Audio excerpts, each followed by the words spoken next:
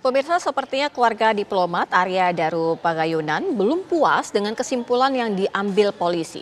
Sejumlah fakta baru seperti adanya sidik jari lain di lakban dan adanya keterangan dari sejumlah saksi yang menyatakan bahwa Arya Daru pernah 24 kali check-in bersama sosok V.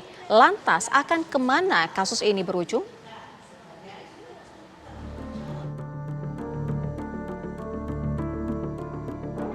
Sepertinya keluarga diplomat Arya Daru Pagayunan belum puas dengan kesimpulan yang diambil polisi. Melalui kuasa hukumnya menyebut ada 4 sidik jari di lakban yang melilit di muka korban. Pada saat kami minta penjelasan masalah privacy, nah di situ ya akhirnya dibuka privasinya itu. Ternyata privasinya itu karena pernah melakukan check-in di hotel. Jadi kami tanya, apakah check-in itu untuk siapa dan untuk apa? Maksudnya? Adakah bukti bahwa almarhum bersama si wanita Farah ini menginap di situ? Kalau betul terjadi kejadian itu, pasti ada pihak yang merasa dirugikan. Siapa pihak yang merasa dirugikan? Pihak yang berkepentingan atau marah dengan kejadian ini, atau yang mempunyai kepentingan lain dengan kejadian ini, periksa. Siapa?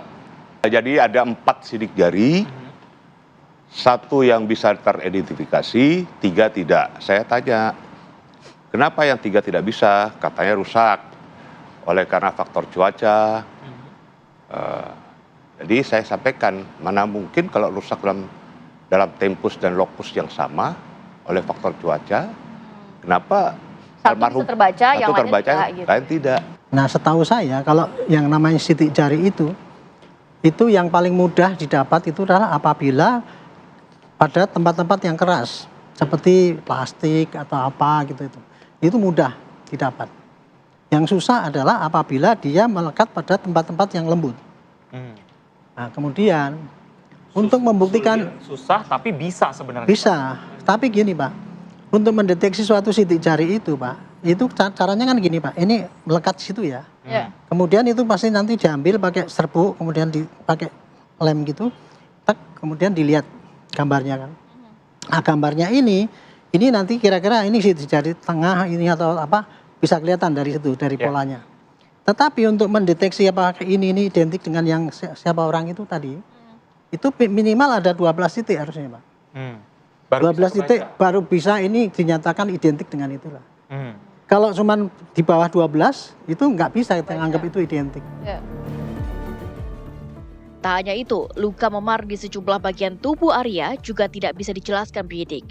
Kuasa hukum juga membeberkan Arya 24 kali check-in di hotel bersama perempuan bernama Farah, rekan kerja di Kementerian Luar Negeri. Kasus-kasus tindak pidana yang rumit, terutama yang berkaitan dengan pembunuhan berencana, tentu itu bukan sesuatu hal yang mudah untuk diungkap memang ya. Namanya kalau itu kemudian ada pembunuhan berencana, pelakunya itu pasti menghilangkan jejak-jejak ya, mempersiapkan, namanya berencana ya.